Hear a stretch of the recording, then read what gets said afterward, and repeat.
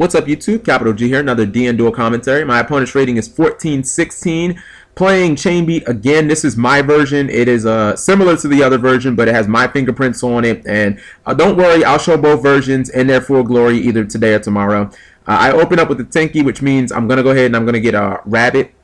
Now, since this deck is one of those decks where, you know, it's pretty much based on a 1-for-1 removal and dodging all 1-for-1 removal. I pretty much have to set 2 cards here. You know, if he has Heavy Storm, I'm probably going to lose, but I have to go ahead and risk it, you know, because that's how this deck makes its advantage and basically grinds you down. It's kind of like Gadgets, but, you know, just kind of in a different way. He summons pretty much the perfect counter in Thunderbird, you know, Fiendish Chain, Bottomless. It gets around both of those cards. I mean, I could Bottomless, then Fiendish it, but I'm not going to waste 2 cards on that. I'm hoping I draw an over or something like that. He attacks, I banish the Rabbit, and Rabbit's obviously going to come back next turn. Now, I did have the Tour Guide to counter it, but I can't summon Tour Guide now because he has 4 back rows, so my Tour Guide play is no good.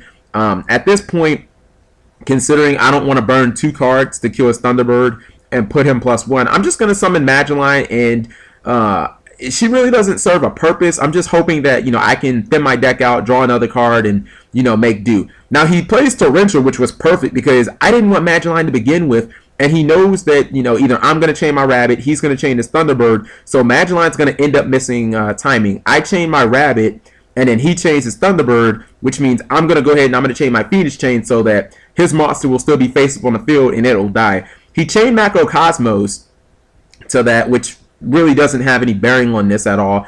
And then he's going to go ahead and he's going to chain Accumulative Fortune, which is like really interesting tech. Now, considering all the, you know, chain type cards that he plays, it makes a lot of sense. So the Fiendish Chain will get banished.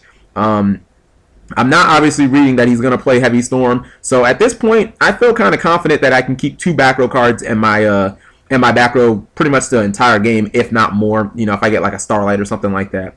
So let's see what happens here. I don't really feel like either player is at advantage right now. He summons another Thunderbird, which is going to be a pain in the ass because, you know, my wind-up Rabbit is already good. And I'm expecting him to set a whole bunch of back row because it's a back row deck. But, yeah, I don't think he ends up doing it. He just has 1 card. So at this point, you know, I pretty much have to summon my Tour Guide into his back row. You know, for him to only have 1 card in his back row, I'm like, I pretty much got to go for the Tour Guide now because if he has Fiendish Chain, I can still make Leviair. You know, I feel like this is pretty much the only play that I have. So I'm going to go ahead and I'm going to go for the Leviair play.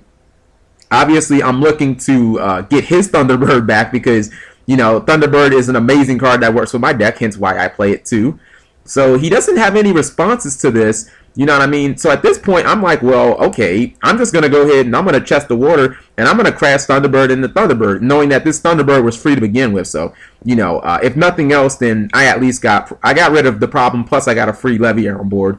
And he doesn't have a response. You know what I mean? So I'm like, okay, well, obviously it's not like Torrential or something. So I just attack with Rabbit. And once again, he doesn't have a response. So now I'm 100% putting him on a deep prison. You know, it wasn't like Fiendish Chain or, you know, a Mirror Force. Obviously, he would have used those. So I pretty much am putting that face down card on Fiendish Chain. It could be something different, but that's what I assume it is. Now, if he doesn't kill this Leviair, then I'm just going to make another play getting another Thunderbird. But he ends up having the Dark Hole, which kind of sucks because, you know, I wanted to protect my my Leviair desperately, but I just chained Rabbit's effect, so my Rabbit is pretty much gonna live. And again, he has like the perfect counter card to my back row. You know, I've got the Bottomless, like I've got cards on the field that do really good against most monsters, especially with a macro on the field, but against a Reborn Tengu, I mean, I'd have to burn 2 cards, so, and I don't want to do that right now. So I figure I'll at least see what my next card is before I make my next play. And, you know, Tengu was pretty much the perfect answer. He sets 1, and my Rabbit's going to come back. The Solemn Judgment was a pretty good play.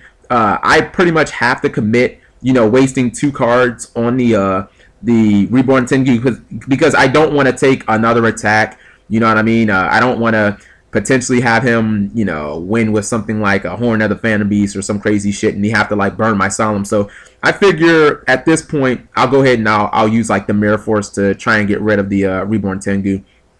He attacks because he really doesn't have a reason to fear anything. I mean, Tengu is a free card. So I just go ahead and I mirror force it. He activates the effect because Tengu doesn't have to go to the graveyard, and he summons it. I'm going to go ahead and bottomless that. Again, I hate to have to do that, to have to burn 2 cards, but it was a position that I pretty much had to do. He summons a Winged Rhinos, which again, it makes my Compulse really no good, but I have Book of Moon in hand, and my Book of Moon got really, really good right there. So I'm actually going to just Dark Hole it, not wanting to risk anything like that. I'm just going to see what he has.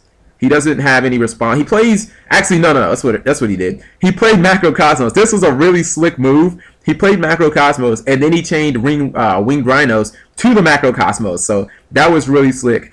So I'm going to go ahead and I'm going to chain my Rabbit to his Macro. And Dark Hole is going to resolve, hitting absolutely nothing. So at this point, I'm just going to be content on setting my Book of Moon, knowing that when he tries to push in with the Winged Rhinos, I'm just going to go ahead and book it, assuming that he doesn't summon something else, which, maybe I can evac or something like that. He summons the Rhinos again, and I'm just going to go ahead and I'm going to book it when he tries to attack me, knowing that my Rabbit can get over it. But I did want to go ahead and throw that Dark Hole out there first. So the double macro is cool for him and everything, but it doesn't do anything versus my deck. So it's definitely a good card to have. My Rabbit comes back, and Thunderbird was the perfect card to top deck here because now I have an over. Because again, I think that his face down is D-Prison. So he solemns my card, and I kind of think about this for a while. And the reason I went ahead and I solemned his solemn is because he has a face down that, again, I assume at this point is D-Prison. If my Rabbit would have just attacked, he would have D-Prisoned, and I wouldn't have been able to kill the Rhino. So I pretty much had to solemn his solemn there. So I'm going to run over his Rhinos, and I'm just going to go ahead and make a direct attack with my Thunderbird. And it goes through, and I've got 4 cards. He's drawing 2, 3. Actually, no, it's 3 on 3. Tenki doesn't count. The macros don't count. And he ends up top decking the another Winged Rhinos. That was a hell of a top deck. So what I'm going to do is I'm going to compulse his Winged Rhinos before it can really, get into his declaring an attack or whatever. And I'm going to go ahead and chain my Thunderbird to the activation of evac. Now my Thunderbird is bigger than his monster. And I draw, what's it called? I draw Firefist Bear, which I can't use this effect. It doesn't do me any good. I think I might have botched this. I was playing too conservatively here because I attack into the D-Prison. And again, that was the card that I was reading. But I'm thinking maybe I should have attacked with Wind Up Rabbit and then Summon Bear and try to make Cowboy for game. But if it would have been like a bottomless, then I probably would have lost the game. So I was playing so defensive. I wasn't really sure what the smart play to do was. So I just made the most conservative play I could think of. I go ahead and set the Bear. And the reason I did that, I know it doesn't really add much to my my board presence or anything. I simply did that because I don't know if he has like an inherent summon like Cyber Dragon or any type of way of summoning twice in a turn. So I felt like having one more defensive card when we're both one attack from losing couldn't help. I mean, it couldn't hurt. Excuse me. The Bear doesn't really do anything for my board position outside of doing an exceed play. It's not going to help me. So I felt like just setting it as a defensive card, it really couldn't have hurt. In case he ends up having like Cyber Dragon or Solar Windjammer or some random shit. Forbidden Lance was the perfect card because with his run face down, it was pretty much the answer to another D-Prison or an evac or something like that.